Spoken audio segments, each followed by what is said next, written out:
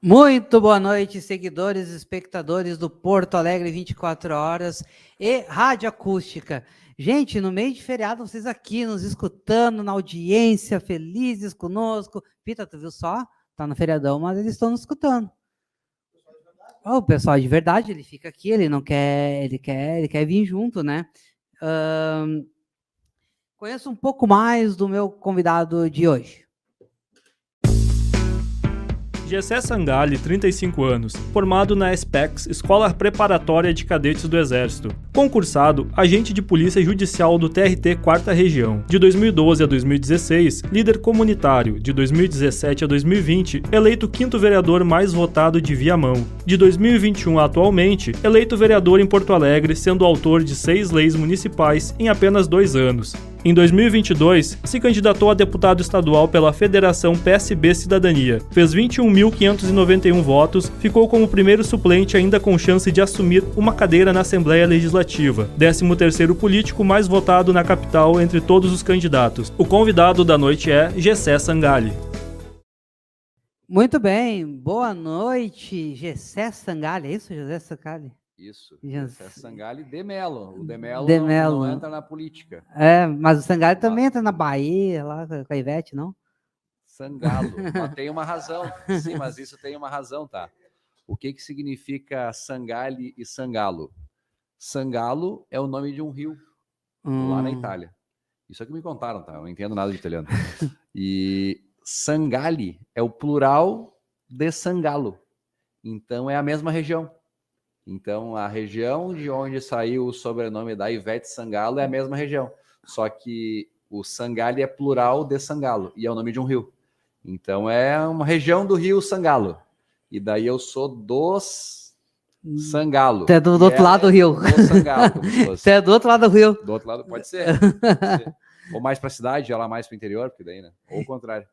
E aí, Gessé Sangalli, meu amigo...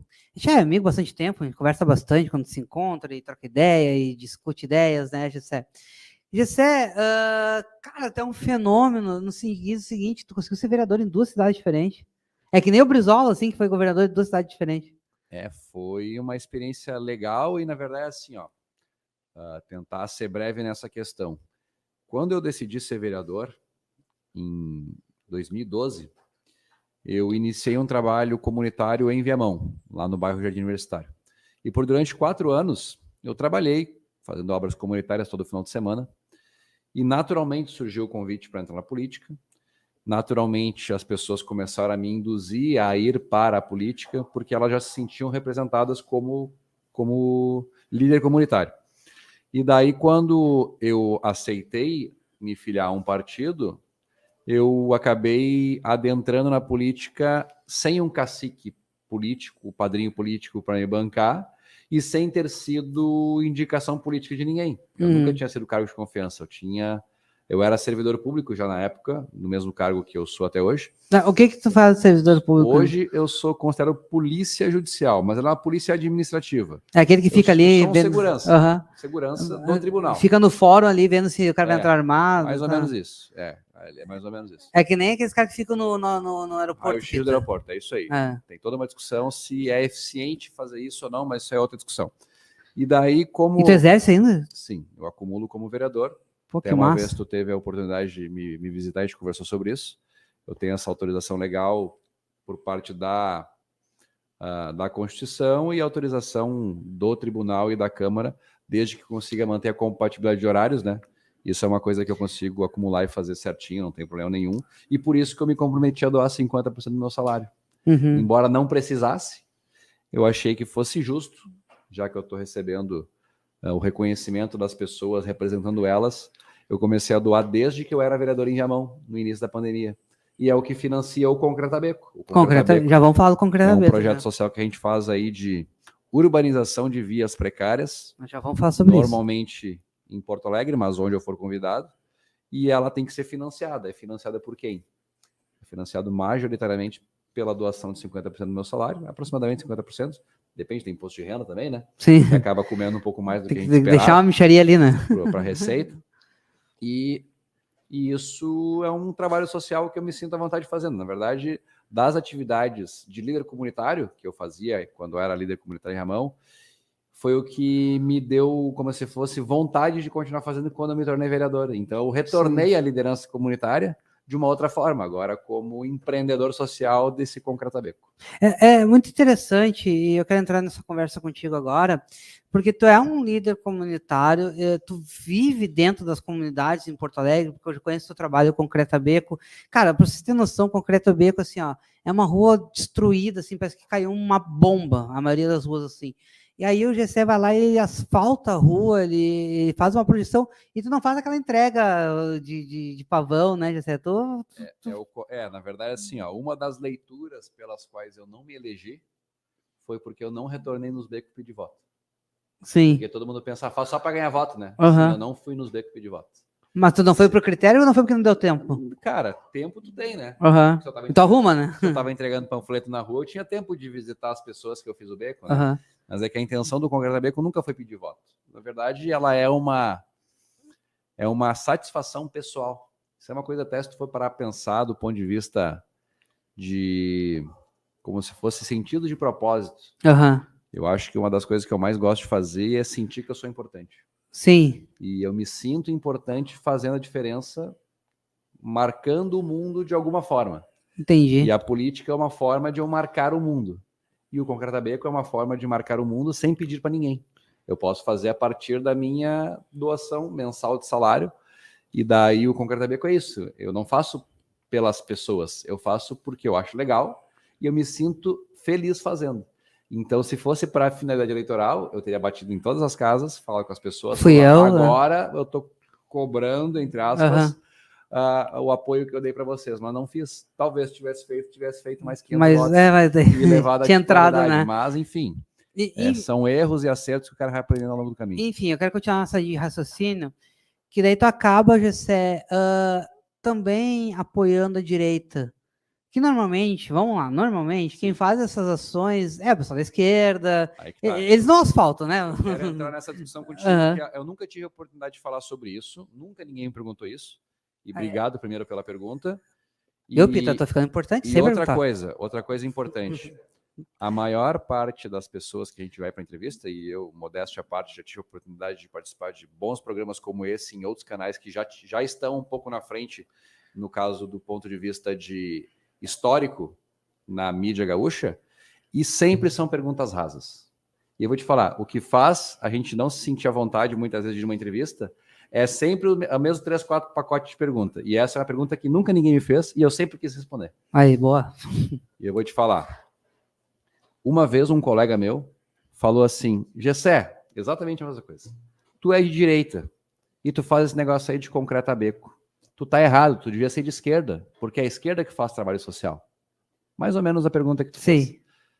Como se a direita não tivesse trabalho social, mas a esquerda tem trabalho social. Daí a minha contra-resposta é, qual o trabalho social da esquerda? Me diz um exemplo. É difícil lembrar, né? É difícil lembrar. Mas o que a gente observa? A gente observa... Eu acho que o Escola Aberta, Pita, não? Escola Aberta? O que é escola aberta? É o que abre escola no sábado para a comunidade. Tá, e quem é que abre a escola?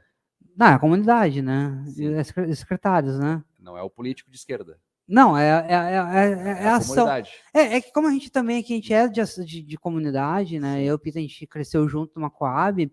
A esquerda sempre foi muito dentro da comunidade. Mas é o político de esquerda que abre o colégio? Ou são as pessoas Não, da é as comunidade? pessoas, é as pessoas. Então, na verdade, o político de esquerda apoia a abertura. Isso. Não é ele que faz não, mas sabe que tá, então vou mudar então. Entendeu? Ele tá lá no dia que abre a escola. Tudo bem. Tá? E daí essa é a pergunta. Então, o político de esquerda, ele está presente nas ações sociais.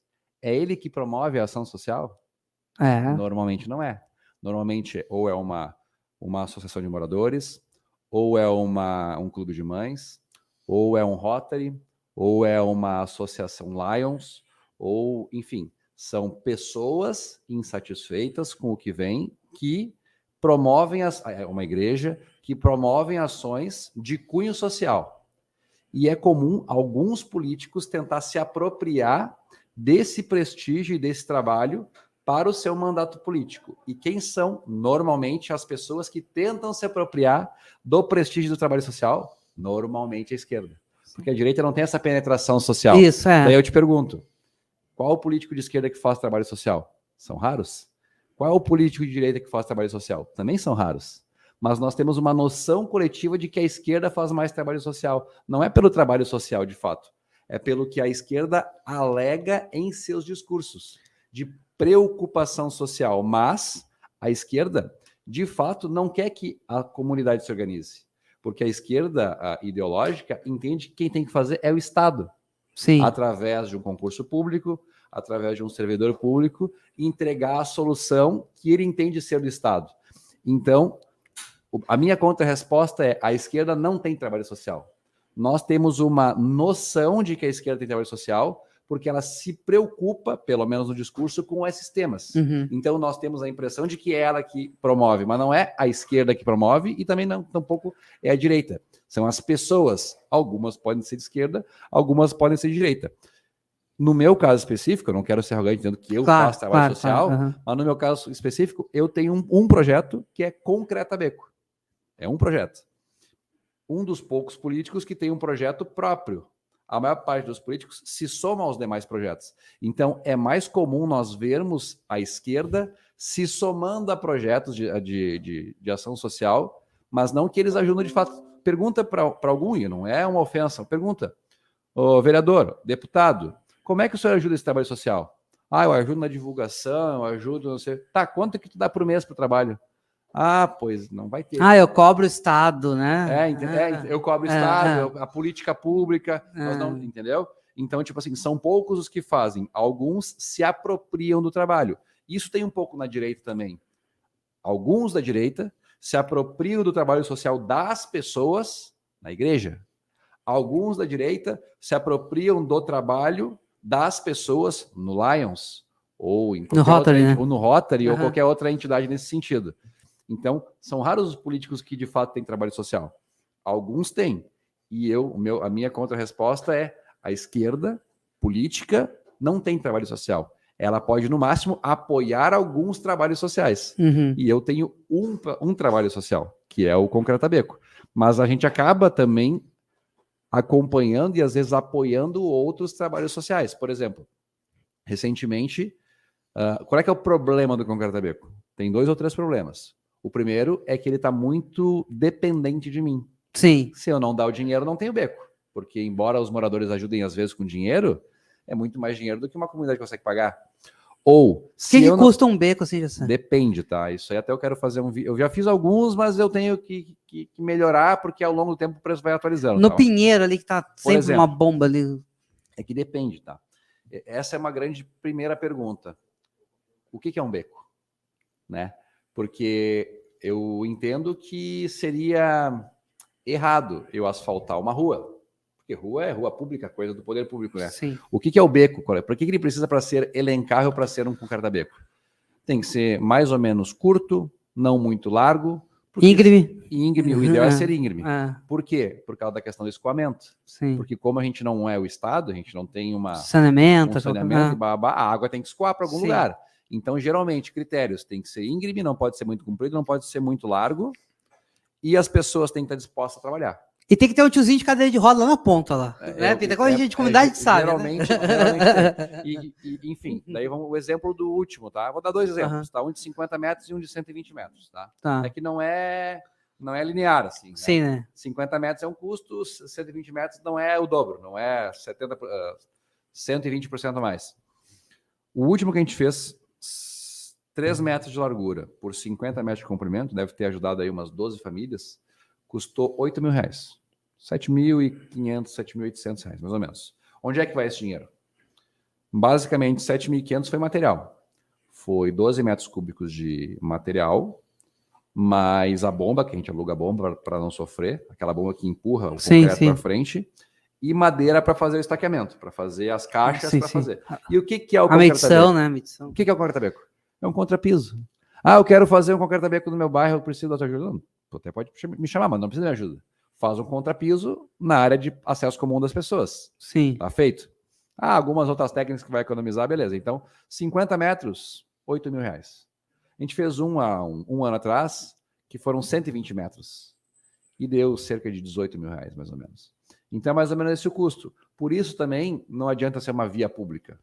Porque uma via pública, primeiro, que é obrigação da prefeitura. Sim. O beco também é obrigação da prefeitura. Só que a prefeitura tem medo de colocar dinheiro público num local que às vezes está com disputa judicial, às vezes ainda não tem o habite, não tem regulação fundiária, não foi ligada ainda a formar a água e a luz. Por que o poder público vai colocar dinheiro ali? Se tem tantas outras ruas que já tem isso que não tem ainda a formalização. Que tecnicamente daria retorno para o Estado. E daí qual é que, não digo retorno, mas não vai gerar apontamento Sim. do gasto público. Sim. E daí o que eu falo para os moradores? Tem alguns que chegam assim, não, é obrigação da prefeitura fazer para mim. Eu falei, concordo. Tu quiser esperar a prefeitura, pode esperar. Ou a gente pode fazer nós. Como é que a gente vai fazer? Eu vou dar parte do dinheiro, ou todo o dinheiro, dependendo. No último beco, os moradores se comprometeram a pagar 3 mil. Eu paguei 5 mil, mais ou menos, pagaram 3 mil. Devolveram até agora 1.700. Estão pagando parcelado, mas tu vê, são pessoas honestas, estão pagando. Sim. Né? Deram pedalzinho, mas vem, né? Tá vindo. E daí o que acontece? Eu prefiro fazer onde as pessoas estão dispostas a pagar. Uhum. Por quê? Primeiro que merecem mais, né? Elas estão ajudando com trabalho, Sim. com energia, com dinheiro para fazer, e isso rende mais becos. Porque se cada beco custa, na média, 10 mil reais, eu consigo fazer um beco a cada 2 meses. Quanto é que é o salário de vereador? É 11 mil reais, mais ou menos. Da metade já fica, sobe 6 pila. Mais ou menos. Eu dou por mês 5 mil, mais tem a questão vamos lá, da, dos tem a 10 questão da fazenda, do né? desconto aí, sei Questão lá, da fazenda. sobe uns 4.800. Mas eu todo mês, até posso abrir para ti aqui na tua frente, todo mês eu tiro, nem penso, né? Porque se eu pensar eu choro, né? Todo mês eu tiro e faço doação de 5 mil reais para a conta de doações. Gessé abriu aqui a conta bancária dele aqui, gente, nessa frente. É importante isso. A de doações. Que deputado que faz isso, Peter? E daí é isso. Então, tipo, ele começou, ó, aqui, ó, ver extrato. Já cantou esse mês, já pingou, já. Ó, olha aqui, ó, até, vou te mostrar aqui, ó. Já pingou esse mês, Jessé? Pix recebido, ó. Gessé Sangalho de Mello, 5 mil reais. E daí eu gastei para fazer o beco, né? Ó, Pix enviado, 7.400, que é o beco. Se tu for ver aqui, vai ser que é, ó, bomba e concreto para concretar beco. Eu tenho toda a prestação de contas. Sim. Tu tem a tua própria concessão de contas. Não, tem que ter. Muito bom. E daí aqui, ó, Pix recebido, R$1.700, os moradores ressarcindo um pedaço do negócio. Que da hora. Então, os moradores ajudam com dinheiro e com trabalho. E daí, tipo... E sentem parte também, né? E aí que tá. Vou dar uma noção, vou te dar uma noção. No dia seguinte ao beco que a gente fez no sábado, na quarta-feira choveu. Daí ficou uma poça d'água. O cara mandou mensagem, ficou uma poça d'água aqui e tal, o que a gente faz? Eu falei, não sei, cara. A gente fez junto, não sei, como é que tu acha que tem que fazer? Eu acho que tem que botar um concretinho aqui só para acabar a escoer. Beleza, vocês poderiam fazer? Não vai que eu vou pegar para o meu vizinho, pegar aqui uma massa que a gente faz. Eles não fariam isso com a prefeitura. Porque não fomos nós que fizemos, né? Sim. Muito bom mesmo, Gessé. E então, legal esse tema mais profundo, tu dizer assim... A esquerda se apropria de trabalho social ou demonstra preocupação pelo trabalho social, mas não efetivamente faz o trabalho social. A direita também. Eu tenho um trabalho social. Então, essa, na verdade, é uma... Não é como se fosse um mito que as pessoas acreditam. Sim. Que a esquerda faz trabalho social, mas poucos políticos efetivamente fazem trabalho social. Na verdade, normalmente não fazem. Normalmente se apropriam do trabalho social de outros, apoiando, geralmente com divulgação e tal, mas na verdade pegando para si o prestígio do trabalho social dos outros. É uma coisa que acontece. Muito bom. Ô, Gessé, tu acabou também de falar ali que tu não teve padrinho político, né? Sim. Mas tu teve a simpatia, e eu te digo uma grande simpatia da Anne Ortiz. Não, isso aí foi após o trabalho. Não, eu digo sim. Simpatia gerada agora, nos últimos 2 anos que eu te conheço. Eu te conheço há 2 anos. Da Anne Ortiz, que se candidatou a deputada federal e se elegeu, e ela tentou... vamos lá, Gessé, eu falo o que tinha que falar. Ela tentou, sim, fazer o sucessor estadual, que seria tu ali, hoje, né? Sim. Na nossa visão, sim. E como que foi essa parceria, assim, construída? Porque tu tá no Partido Cidadania, e eu lembro que quando o Cidadania Nacional apoia o presidente Lula, ele te mandou uma mensagem. Sim. E aí, Gessé? Eu gosto de fazer as pegadinhas, né? E aí, Gessé? Ele não compactou, largou até uma nota pra mim, né? Sim. Eu acho que até quando tu mandou, tava recém pensando em escrever a postagem. Ou eu falei, vou fazer uma postagem. Vou fazer, tu mandou já em seguida. Daí a gente vai fazer a postagem sobre isso. Sim, não, a questão é assim, ó, com a Anne, ela é um fenômeno, para pensar, ela é um fenômeno. Eu digo que ela é contraponto da Manuela, tá? Na minha visão. Aí é a minha visão. E estão falando muito em ela concorrer a prefeita na próxima. Eu acho que... Ela já veio a prefeita. Não. Ela estava grávida. Ela deu uma entrevista para mim, ela era vereadora. Ela tinha... O que acontece? Ela, em 2012, virou vereadora. Ela concorreu a 2000, se não me engano, 2008 e 2010. Concorreu a 2008 a vereadora. Não, 2014, 2018 já era deputada estadual, né? Em 2000 e fez 3 mil votos, não tenho certeza. Veio a estadual, fez 9 mil votos. Daí veio a vereadora, fez 5 e se elegeu. Sim. Daí ficou 2 anos como vereadora, veio a deputada estadual, fez 26 mil. Sim. Depois ela veio a estadual em reeleição, fez 96 mil. E daí que eu conheci ela. Ela já era estadual no segundo mandato. Eu conheci ela no segundo mandato estadual, mas eu conheci ela no pleito de prefeitura de Porto Alegre. E daí, a minha vida política começou em 2012 como líder comunitário. Em 2016 eu concorri a vereador em Viamão. 2020 concorri a vereador em Porto Alegre. E 2022, eu concorri em 2020 vereador em Porto Alegre pelo Cidadania, no partido dela. Então, eu me filiei no Cidadania.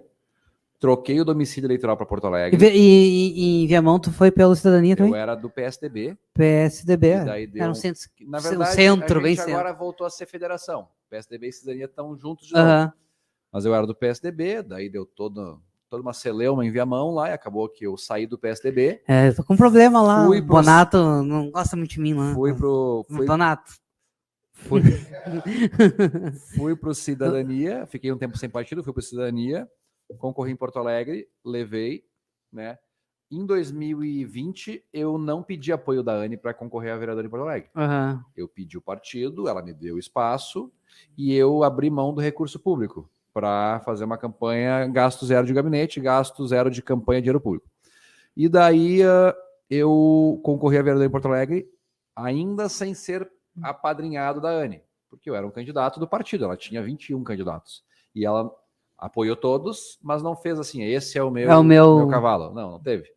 E daí, eu acabei sendo mais votado do Cidadania e levei a vaga. Deu uma vaga, ninguém dos outros candidatos tinha voto para ocupar a vaga. E eu tive essa oportunidade. Então, foi meio que uma dupla troca. Eu ganhei a vaga num partido que não tinha um candidato que levaria e eles me deram a vaga para poder concorrer num partido que teria condições de fazer uma cadeira. Sim.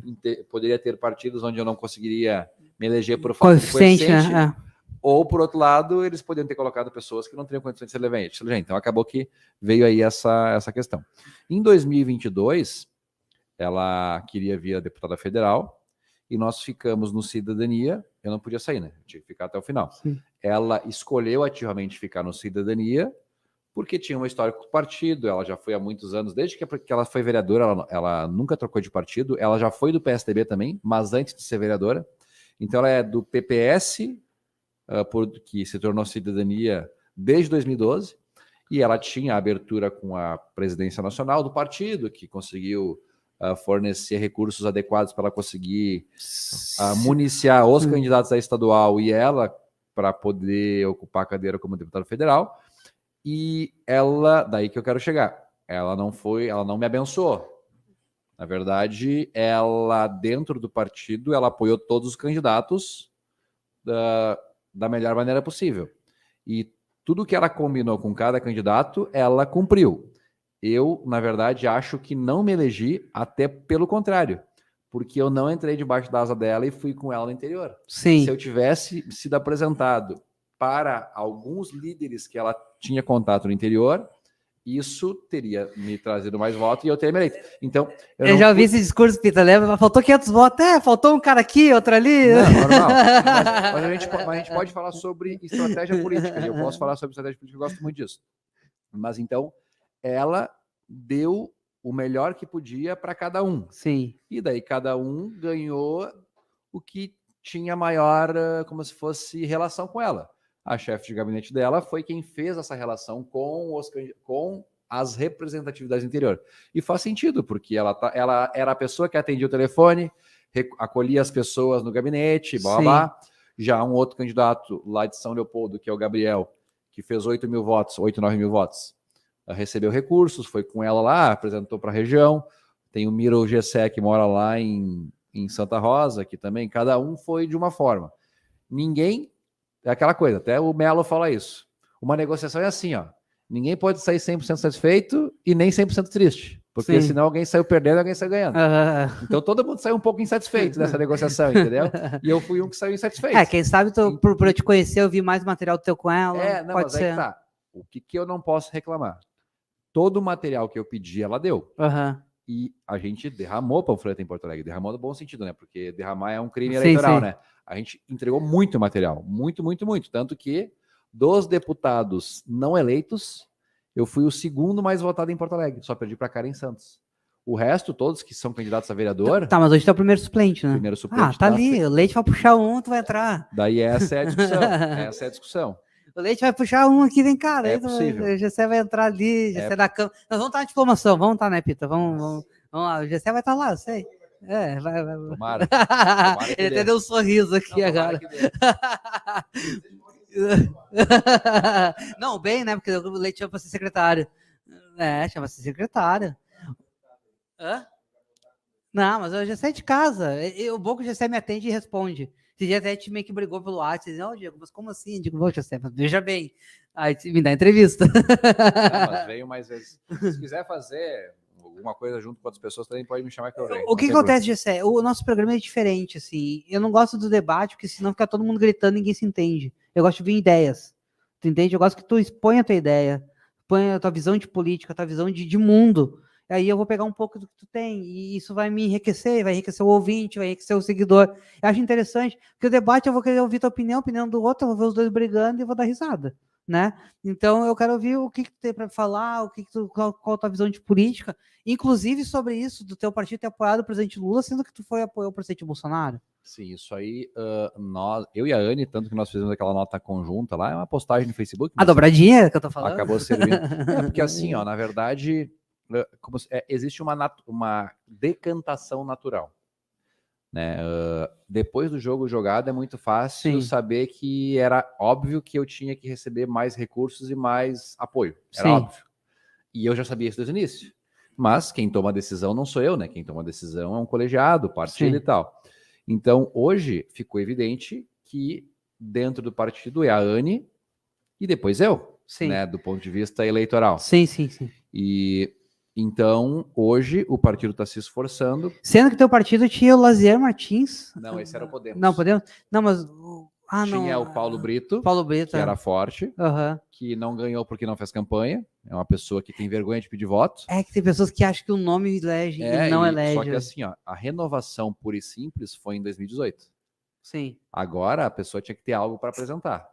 Mas, além disso, nessa eleição, se tu for parar para pensar do ponto de vista estratégico, eu vou usar a caneta aqui só para organizar aqui enquanto a gente conversa. O Gessé roubou meu roteiro. Aqui, ó. Política é fogo, cara. De 2012 a 2016, eu era um líder comunitário que trabalhava muito. E esse trabalho gerava nas pessoas que me acompanhavam uma noção de merecimento. O cara merece ganhar o cara vai ser nosso representante e tal. Aí, em 2016 ainda, né? Me elegi vereador e fui vereador de 2017 a 2020 em Viamão. E durante esse período eu trabalhei bastante fiscalizando UPA, combatendo a velha política de Viamão, tá? E isso gerou nas pessoas uma noção de merecimento também. Era Pacheco, se não me engano, era prefeito nessa época. Na época era. Daí isso gerou o quê? A possibilidade de eu me eleger vereador em Porto Alegre. Daí acabou, fiz a transição, aceitei o convite de trabalhar com a Anne aqui e tal. Daí me elegi vereador em Porto Alegre com muito trabalho de líder comunitário e depois muito trabalho de um vereador combativo. O que eu pensei? 2022, vereador indo a deputado.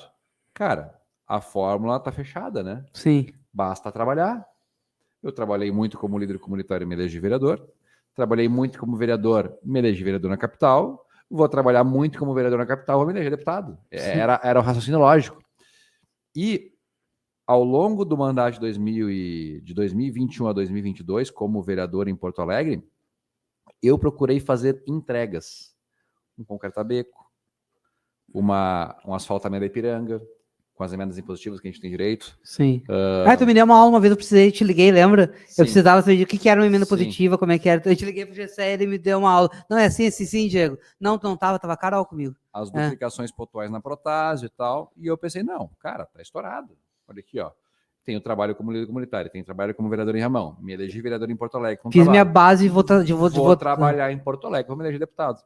E daí, eu até escrevi um livro sobre como concorrer e se eleger. Hoje eu vejo que ele não tá errado, ele tá certo, só que ele tá certo para vereador. Para vereador. E daí, hoje, depois do jogo jogado, o que eu enxerguei, o que eu percebi? Vereador é diferente de deputado. Vereador, tu consegue te eleger demonstrando trabalho. Porque eu faço tantas ações sociais. Porque eu fiscalizo a UPA. Porque eu trabalho para a regulação fundiária. Porque eu tenho uma entidade lá que eu faço uma ação social. Vereador, tu consegue te eleger só na base do trabalho. Porque é local, tu consegue ter contato com as pessoas, consegue encostar nelas, pegar, entregar um panfleto na mão e tal. A minha campanha de deputado foi muito panfleto. Em Porto Alegre, Viamão e um pouco de região metropolitana. Andaram chutando uns wind banner teu lá, né? Acontece. Isso aí é porque tinha chance, né? Por que eu não me elegi deputado? Por quê? Tem uma razão, né? E agora é fácil, depois do jogo jogado, tu vê quem se elegeu. Quem se elegeu? Daí os que brigavam? Mais ou menos. Sim, mas não. Sim, mas não. Eu vou dar exemplos, tá? Vereador do PT. Não posso falar o nome. Laura Cito. Se elegeu com 40 mil votos. Show de bola. Trabalhou, conseguiu. O Leonel Hadi, 40 mil votos. Teu brother? Não sei. Enfim. Então, toma um café lá na sala secreta com ele lá ou não? Cara, a gente não interage muito, a gente fica meio distante um do outro, assim. Mas esses dois deputados aqui, então vai ser bonito. Nunca visitei. Vai ser 4 visitei anos. O gabinete dele nunca me visitou, então. Mas enfim. Mas daí que tá. Esses que se elegeram. O próprio Camozato. Camozato que vai estar semana que vem aqui. Todos que se elegeram eram conhecidos por uma ideia não palpável. Eu era conhecido pelo quê? Trabalho social, mas na real, concretamente. As entregas. Entendeu? Eram coisas palpáveis, coisas que tu pode pegar na mão, tu ir visitar, tu apertar, depois concreto aqui, pá. Então, eu fiz uma campanha de vereador para deputado. Sim. Focando em trabalho e entregas. Só que qual é que é o problema do trabalho e das entregas? Não é escalável. Te limita, né? Tu não consegue fazer isso em todas as cidades. Tu não consegue chegar numa cidade aleatória, do interior, e falar, eu faço concretamente aqui em Porto Alegre. O cara pensa, tá aí. Tipo, tá, que legal que tu faz isso aí, meu. Mas aí, o que tu tá fazendo pela minha cidade? Sim, Tupã-Seretã. Todas as pessoas que se elegeram, eu vou citar cada um aqui. Gramado. O que tu tá fazendo Gramado? Rua Torta, é isso? Eu vou citar cada um aqui, tu vai entender o que cada um representa. Eu perguntei pra Laura Cito, como é que conseguiu 40 mil votos? O que tu fez? Qual era a tua bandeira? O PT combateu a fome. PT combate a fome.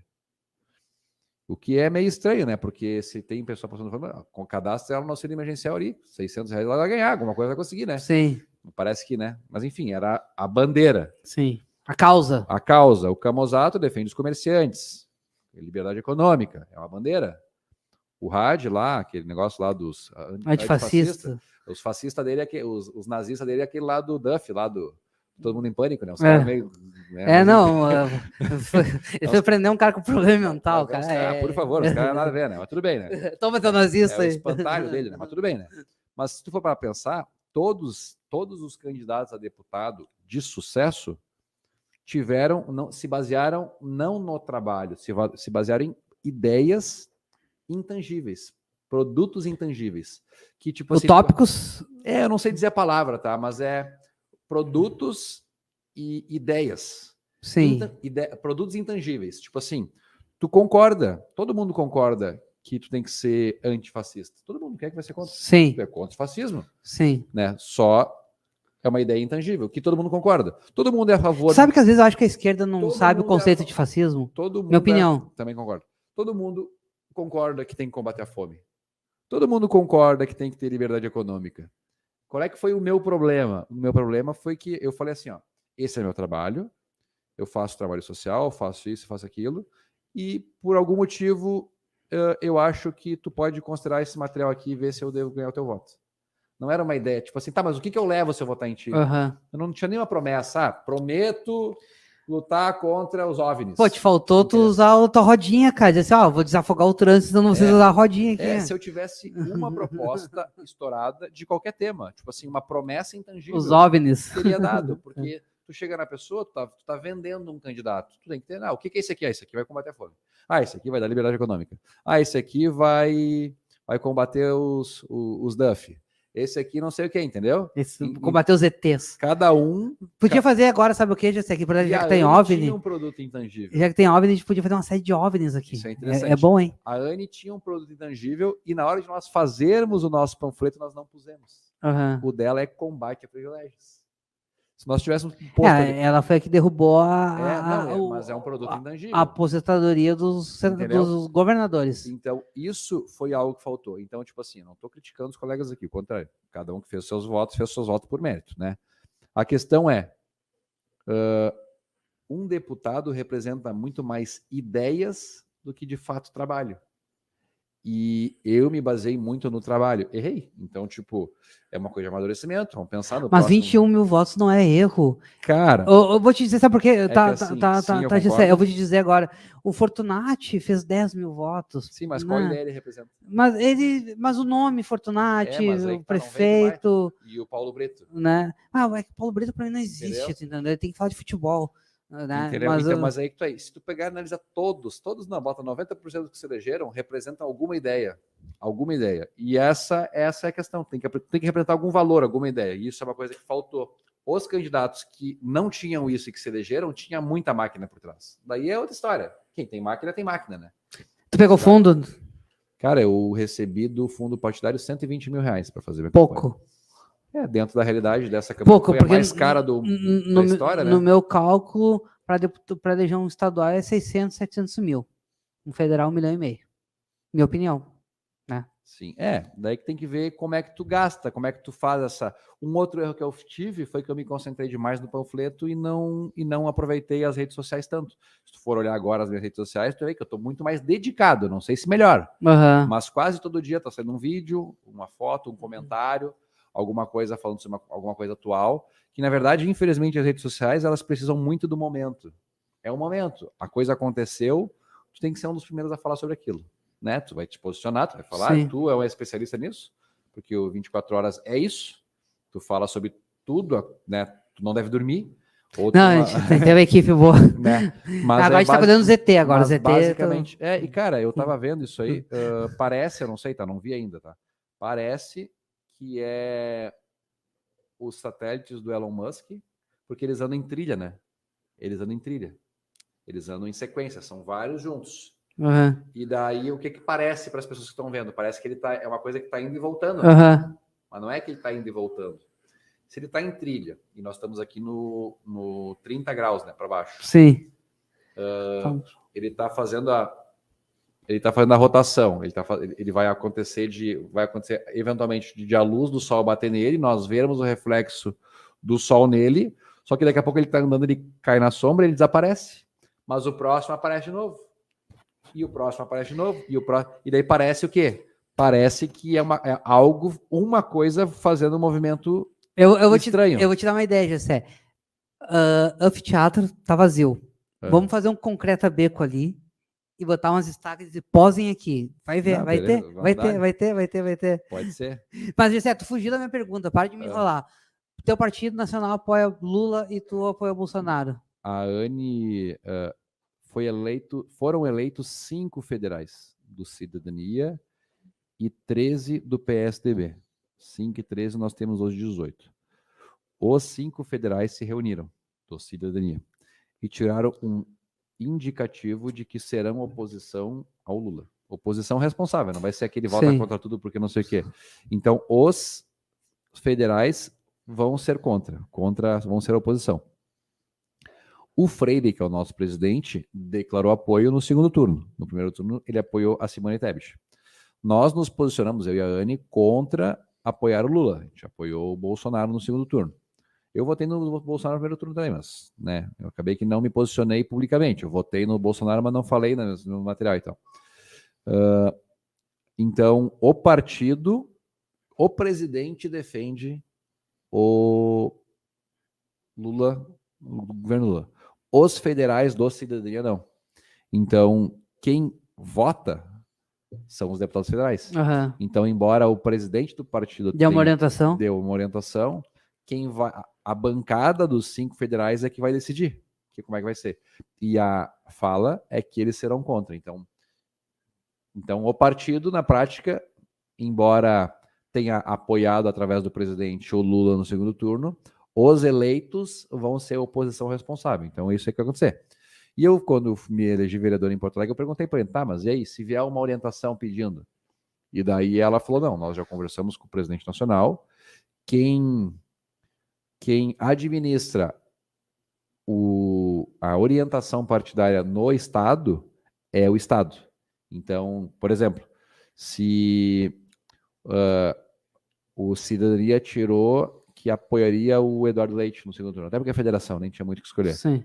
Mas se quisesse mudar, não tinha que falar com o Freire, tinha que falar com o presidente estadual. Aham. Então é uma orientação estadual, entendeu? Entendi. Então vereadores e deputados estaduais, quem decide é o presidente estadual com a executiva estadual. Deputados federais é o presidente nacional com os deputados federais. E daí o presidente nacional são 5 federais. Na executiva tem mais votos de federais e pessoas ligadas aos federais. Então a ideia é tirar a orientação para ser a oposição responsável contra o Lula. Certo. Gessé, já estamos entrando nessa fase final, mas uma discussão que teve muito forte aqui em Porto Alegre foi a questão do passe livre. Uhum. Eu acho que faltou um pouco de que o povo lesse, que às vezes acho que falta um pouco que as pessoas leem a questão do passe livre e tal. Depois teve uma determinação do Supremo dizendo que teria que ter passe livre em tudo que era lugar, etc. e tal.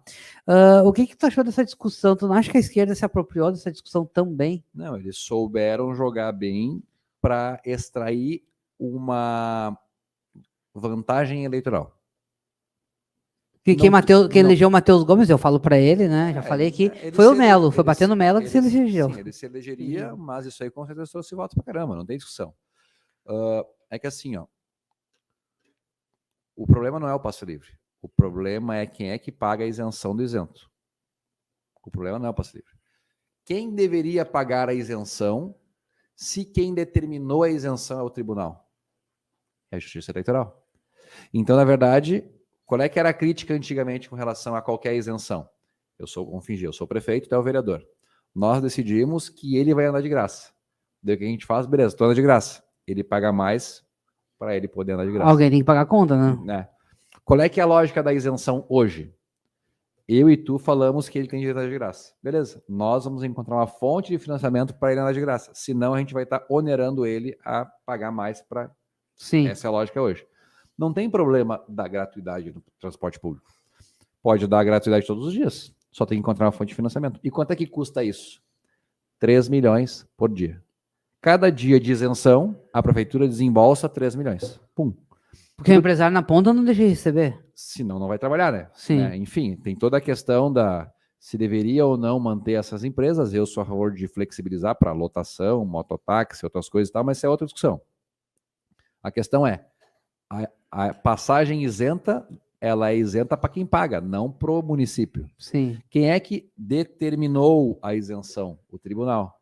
Deveria o tribunal encontrar uma fonte de financiamento. Pode ser no fundo, enfim, alguma coisa. Então, tira de um fundo aí. Mas o problema pode ser até do fundo dos partidos. Sim. Mas beleza, não é para a democracia, beleza. Sim. Qual é que era o problema disso aqui em Porto Alegre?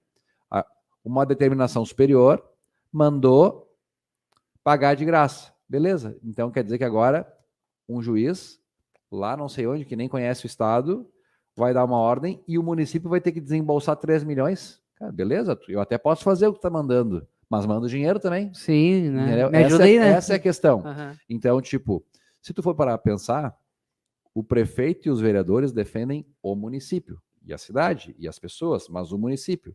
E cada real que é gasto em A não é gasto em B. Quanto é que é o orçamento livre do município hoje? 900 milhões. Ah, é dinheiro pra caramba, né? Mas 3 milhões é um dia de passagem. Sim. Então, 0,3% do orçamento foi decidido por uma canetada do juiz. Não tem problema ele falar que é de graça, mas ele que pague. Arranje uma fonte de financiamento. Sim. E a questão é essa, nós precisamos de fonte de financiamento. Então, foi aprovada agora aqui na Câmara, depois da pressão, beleza, foi. Mas não foi de graça. Foi retirando de outro lugar. Sim. 3 milhões de reais evaporaram de um lugar para cair no transporte público. Quer dar transporte público de graça para Porto Alegre, para todas as pessoas, pode dar. Quanto é que vai custar? 1 bilhão por ano. Pega 3 milhões por dia, multiplica por 365. 3 milhões vezes 365, 1 bilhão e 900 milhões, e 95 milhões de reais. Beleza. Podemos dar de graça. Só que hoje o município, para tudo, é 900 milhões que tem livre. Vai dar de graça a passagem para todo mundo e vai faltar 100 e poucos milhões. 100 e pouquinhos milhões. 195 milhões. Então, quando tu fala sobre qualquer coisa na cidade, tu está falando sobre recursos públicos. Sim. E o prefeito e os vereadores têm que decidir onde alocar os recursos da cidade. E daí é uma briga. Porque, por exemplo, agora a gente já passou por uma discussão que vai faltar dinheiro para a saúde. Vai faltar, está reduzindo-se 250 milhões o investimento em saúde no município. Porque não tem dinheiro. Beleza? Vai tirar. E aí que tá, onde é que é mais importante? Na saúde ou para pagar passagem de ônibus para ir votar no Lula ou no Bolsonaro? Eu acho que é saúde. Mas é que na hora do estouro, azar, né? Ninguém vai ver a análise do orçamento do município. Mas agora, beleza. Uma vez a cada 2 anos, 3 milhões tem que ser tirado de qualquer outro lugar para as pessoas ir votar no Lula e no Bolsonaro. Sim. É isso. Gessé, quero te agradecer a tua presença, cara. Que papo enriquecedor, assim mesmo. De falar contigo mais a fundo, me abriu novos olhos também, assim. Quero que tu se despeça dos seguidores do Porto Alegre 24 horas, e não esquecendo que tu tá falando para toda a região da Costa Doce ali, que vai de Guaíba a Pelotas, né, pessoal de Camaquã, da Rádio Acústica, e dizer que foi um grande bate-papo. E eu te espero no que vem aqui já como deputada, tá? Porque dia 13 eu vou na tua diplomação. Quiser me convidar mais vezes aí, se tiver com uma grade horária sobrando espaço, um cara não aparecer e quiser mandar uma mensagem pro Chave e a gente tentar fazer de uma entrevista de emergência, tamo aí. Mas o Chave tava bem receoso, não tava, Chave, de trazer ele aqui, né? Não, tem que ver qual é o assunto. Vamos, Dari. Obrigado pelo convite, é realmente uma honra, eu te acompanho às vezes. Vi as tuas entrevistas sobre o André Pacheco, assisti elas todas. O que tu achou? Interessante, cara, tinha coisas que eu não sabia ali, e eu era vereador da cidade, né, e obviamente, né, porque eu fiscalizava ele, eu era um grande adversário, eu não era inimigo, Sim. Eu era adversário, inclusive até protocolei impeachment dele uma vez. Enfim, ali ouvindo agora, talvez tivesse outra leitura do contexto, mas isso é uma coisa interessante, a gente acaba lidando, para te ver, né, os tomadores de decisão se baseiam em informações incompletas para tomar decisão. Porque hoje é muito mais fácil olhar para trás e ver o que aconteceu de fato, né? Sim, no momento, né? No presente, né? É tipo assim, ó, se eu tenho uma rusga contigo, eu não vou ficar te perguntando, tá, mas como é que é? Eu vou tomar decisão baseada nas minhas impressões sobre ti. Sim. Né? E era o que aconteceu também, né? Sim. Então, se tu for para pensar, isso acontece em todas as cidades. E até tem uma coisa interessante, só para encerrar. Claro. A diferença entre a gestão pública e a gestão privada. Tu tem aqui uma empresa, tu trabalha, tu tem um editorial e tu tem um objetivo de fazer o POA estourar, crescer, viralizar. Sim. E ser a característica foi longe. melhor empresa de mídia do Brasil. É a tua intenção. Sim. Tu toma uma decisão agora, tu fala pro teu pessoal e eles têm que fazer. Sim. Alguns, tu sabe, estão mais imbuídos em te fazer crescer do que outros. Mas todos querem que tu cresça. Todos. Sim. Alguns trabalham mais, alguns trabalham menos. E mesmo assim, é difícil. Se tu tomar as melhores decisões, contar com a contribuição de todos, alguns trabalhando mais, outros menos, alguns com mais capacidade, outros menos, ainda assim é difícil. Agora imagina um sistema de gestão onde de 40% a 50% a 60% das pessoas que são pagas pela empresa trabalham para que ela dê errado. Porque daí, se der errado, a gente vai lá e chega e fica no lugar dele. Sim. Essa é a democracia. Sim. De 30%, 40%, 50% das pessoas que estão eleitas trabalham para fazer a coisa não dar certo. Sim. Porque se der certo, o Bolsonaro volta. Agora, se der certo, o Lula vai continuar? Sim, sim. Então, na verdade, a democracia ela é meio utópica também. É meio romana, né? Como é que eu vou fazer? Ela é meio romana. Como Espera às vezes uma facada também, né? Se todo mundo, toda empresa que tem um chefe, tem um dono, e todos estão imbuídos em fazer dar certo, ainda assim é difícil? Imagina um sistema de gestão onde o prefeito tem ali alguns vereadores lhe dando apoio, mas tem os 30%, 40% que estão literalmente trabalhando para que dê errado. Sim, sim, sim. Então é muito mais difícil. Então acaba sendo uma coisa meio estranha, assim, a gente imaginar que esse sistema vai ser o melhor modelo. Sim. Porque as pessoas literalmente, tipo assim, pensam, não vou dizer o nome da pessoa, mas tem certeza. Tu olha assim, alguns vereadores estão assim, tá, o que eu vou fazer hoje para fazer aquele prefeito se ferrar? Cara, tem gente que pensa isso, cara. É, Matheus Gomes, é assim que tu pensava. Mas, né? Vamos lá. Obrigado pelo convite, tamo juntos. Gente, já voltamos já pro próximo bloco aí, acho que o amigo do GC aí. Vamos cruzar no corredor. Leonel Hadi.